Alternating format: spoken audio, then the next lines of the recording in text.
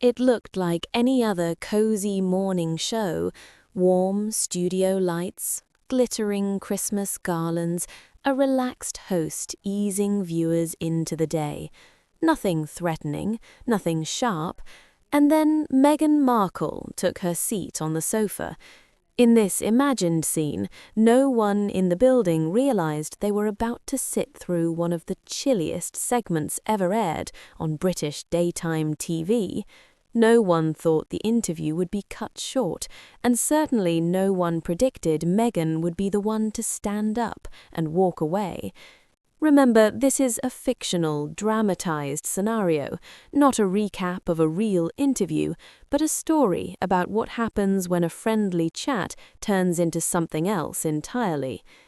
The set itself radiated comfort: soft beige tones, plush armchairs, a coffee table with neatly stacked magazines, and a Christmas tree glowing quietly in the corner.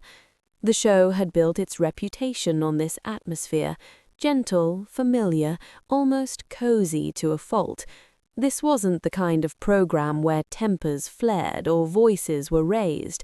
It was the sort of place where people came to promote books, share recipes, talk about families, and leave with everyone smiling. At least that was the plan. Lorraine Kelly rotated toward the main camera with the kind of practiced cheer that comes from years on air. "Joining us today is a very special guest," she announced, her tone bright and inviting. "Author, producer, campaigner, and mum, Meghan Markle." Polite applause swept across the studio, courteous, restrained, perfectly timed. Meghan settled onto the sofa, her expression arranged into a flawless, camera-ready smile. But if you looked closely, her eyes told a different story: less at ease, more on guard. The smile was there, but it felt like a shield. Lorraine leaned in slightly, voice softened for that intimate morning show tone. "It's lovely to have you with us. How are you doing?" It was the safest question in the world, a gentle opener nobody could object to. Meghan paused, let the smile hang for a second, then replied, "I'm okay."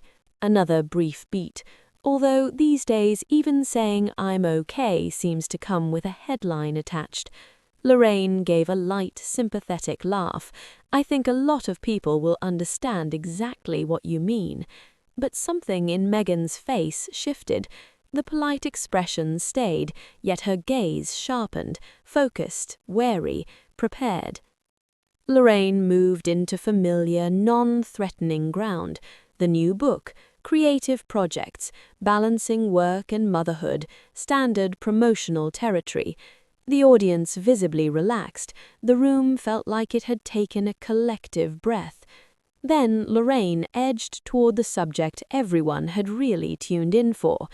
"You've been at the center of public conversation for years now," she said carefully. "Some of it has been incredibly supportive, and some of it less so. How has all of that noise impacted you personally?" The wording was still respectful, but the weight behind it had changed. Meghan leaned forward slightly, fingers interlaced neatly in her lap. Her voice stayed even, but it gained an edge. "I'm not sure the real question is how it's affected me," she said. "I think the more revealing question is why everyone is so fixated on that in the first place." Lorraine's eyes flickered for a moment. "Well, our viewers are naturally curious," she replied. "Of course they are, but curiosity and judgment are often dressed up as the same thing, and sometimes that's not an accident." The air in the studio cooled in a way the cameras couldn't show, but everyone felt. Lorraine kept her usual smile, though it now seemed more controlled than effortless. "We're certainly not here to judge you," she said. "We're here to hear you." Meghan tilted her head slightly. "I hope that's true." Just 3 words, but they landed like a challenge. Lorraine tried to steer things back to reassurance.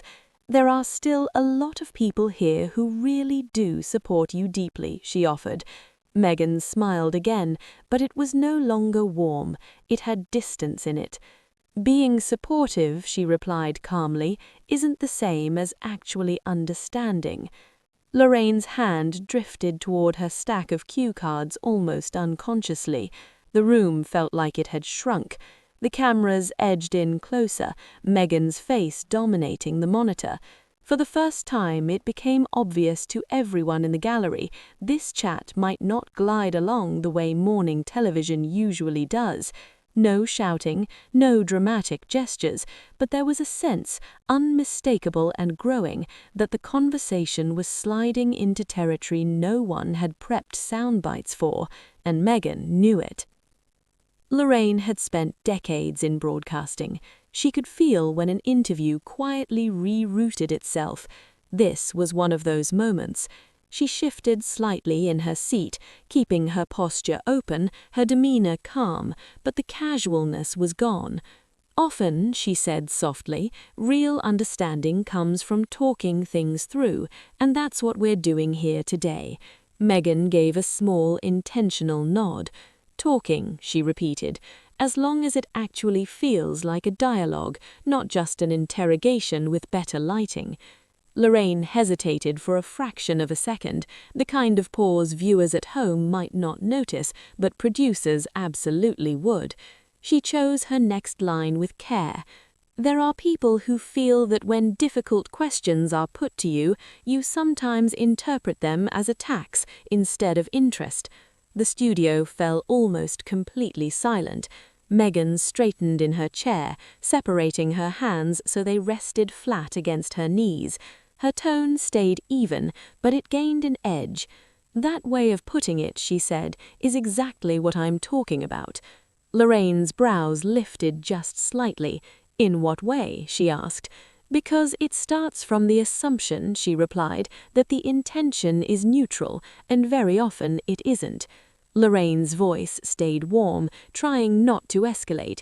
"But surely that's not true of every single question."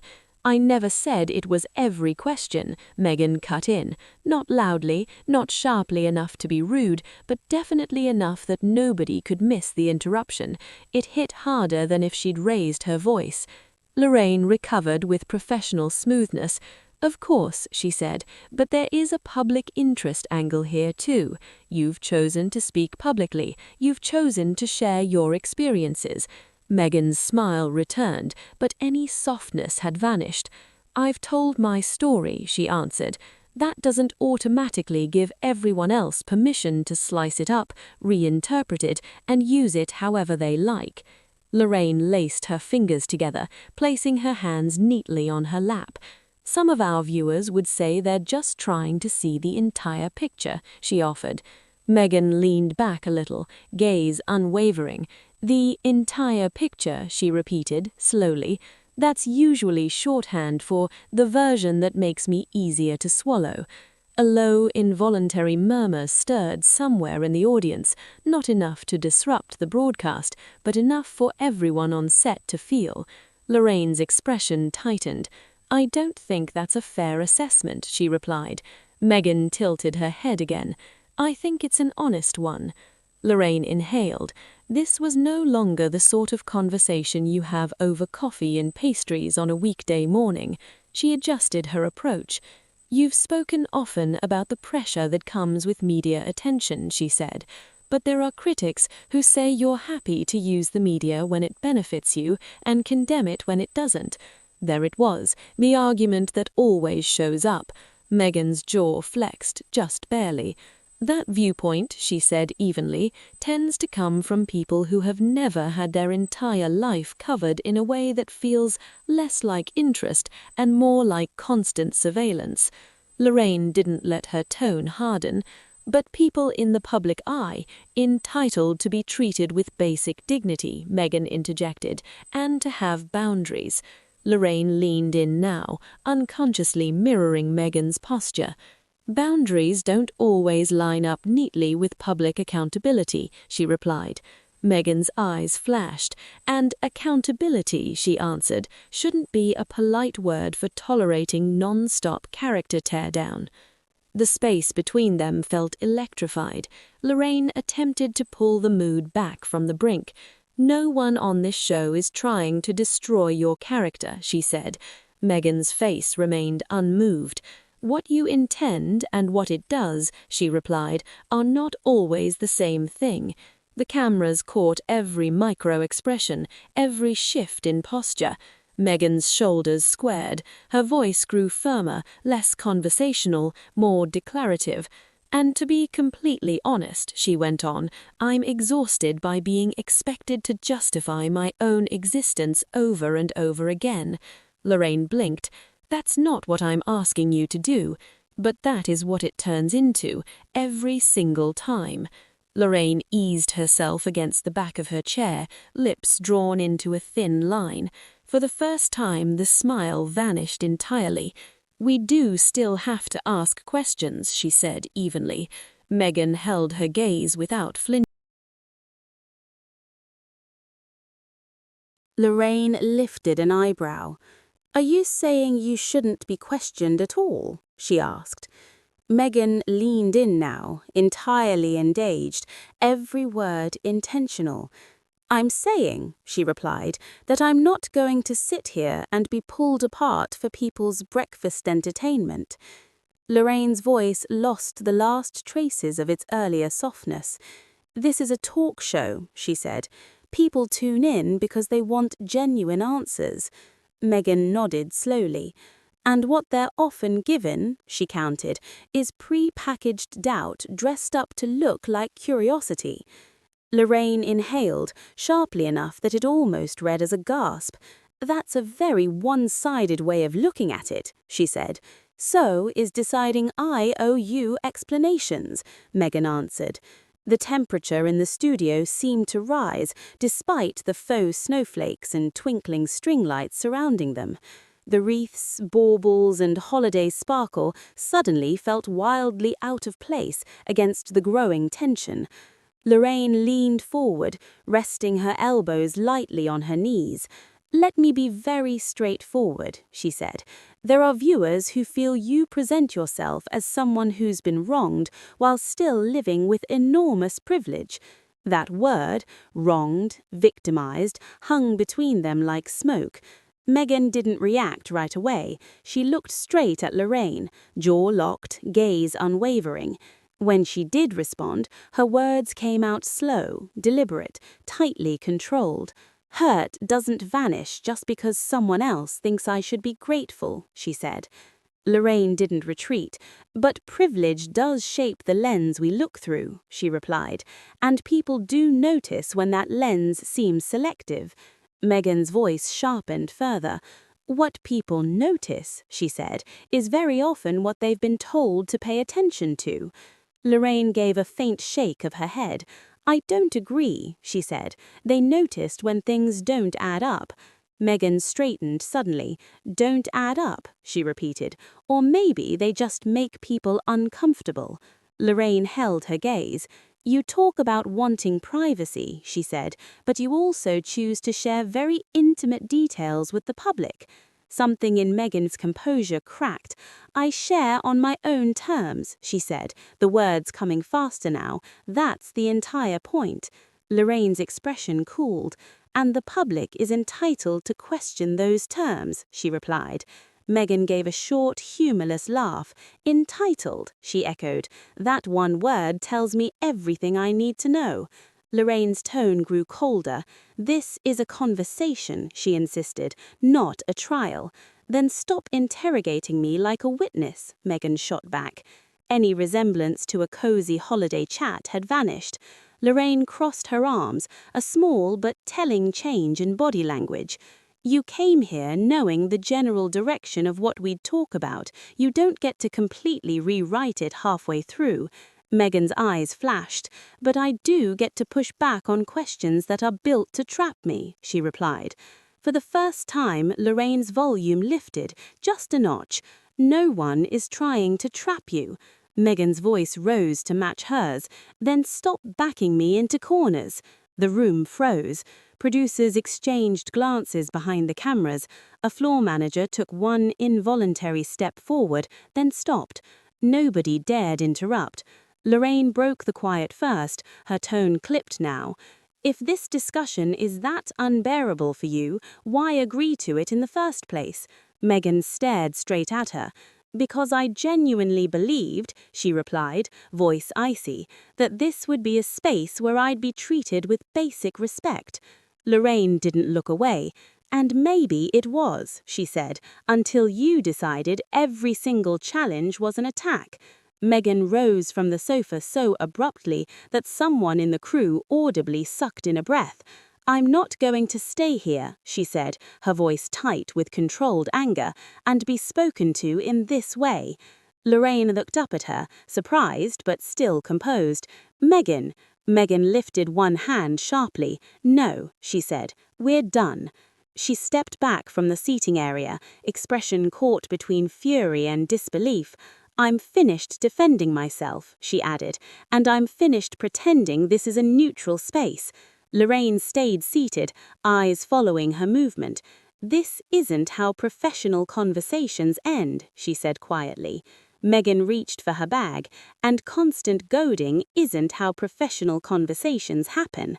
The tension was no longer simmering under the surface, it was fully exposed, and everyone present knew nothing about this was going to smooth over easily. For several long seconds, nobody moved. Meghan stood beside the sofa, bag in hand, shoulders squared like she was bracing for impact. Lorraine remained on the couch, posture upright, gaze steady, not begging, not apologizing, just solid and unmoving. Time seemed to stretch. The fairy lights on the tree twinkled innocently behind them, a painfully cheerful backdrop for what felt like the end of a stormy debate rather than a holiday special. Lorraine finally broke the spell. Meghan, she said, softly, without malice, leaving the set won't make the questions disappear. Meghan turned back slowly, meeting her eyes. No, she replied, voice low and razor sharp. It just means I'm refusing to keep answering them on your conditions. Lorraine dipped her head once. But a real exchange, she said, only happens if both people stay in it. Meghan let out a short, disbelieving breath. A real exchange requires basic fairness, she countered. We left fairness behind a long time ago. Lorraine stood up now, unhurried, self-possessed. I asked you questions, she said. You chose which ones to respond to. Meghan's eyes narrowed. Chose, she repeated. I responded to what was actually worth responding to. Lorraine held her gaze. And decided the rest was beneath you, she said evenly. That sentence hit harder than any shout would have. Meghan stepped back as if she'd been physically pushed. This, she said, motioning between them, is exactly why people like me eventually walk away from conversations like this. Lorraine's voice stayed level. Most people don't just walk away, she replied. They pull back when they feel like they're no longer in control. A faint ripple of shock passed through the studio audience, then dissolved into quiet. Meghan's face hardened. You think this is about control, she asked, incredulous. This is about not being stripped of basic dignity in front of an audience. Lorraine didn't raise her tone.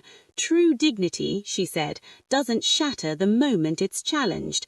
Meghan stared at her, momentarily stunned, not just by the words, but by Lorraine's absolute refusal to yield. For a second it looked like Meghan might say something she'd regret later. Instead, she forced out a sharp exhale. I came on this show in good faith, she said, and what I got was judgment disguised as curiosity. Lorraine's expression cooled. And the public is entitled to question those terms, she replied. Meghan gave a short, humorless laugh. Entitled, she echoed. That one word tells me everything I need to know. Lorraine's tone grew colder. This is a conversation, she insisted, not a trial. Then stop interrogating me like a witness, Meghan shot back. Any resemblance to a cozy holiday chat had vanished. Lorraine crossed her arms, a small but telling change in body language. You came here knowing the general direction of what we'd talk about. You don't get to completely rewrite it halfway through. Meghan's eyes flashed. But I do get to push back on questions that are built to trap me, she replied. For the first time, Lorraine's volume lifted, just a notch. "No one is trying to trap you." Meghan's voice rose to match hers. "Then stop backing me into corners." The room froze. Producers exchanged glances behind the cameras. A floor manager took one involuntary step forward, then stopped. Nobody dared interrupt. Lorraine broke the quiet first, her tone clipped now. "If this discussion is that unbearable for you, why agree to it in the first place?" Meghan stared straight at her.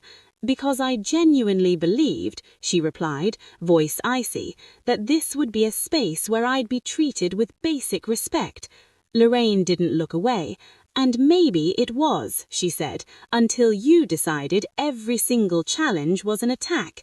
Meghan rose from the sofa so abruptly that someone in the crew audibly sucked in a breath. "I'm not going to stay here," she said, her voice tight with controlled anger, "and be spoken to in this way." Lorraine looked up at her, surprised but still composed.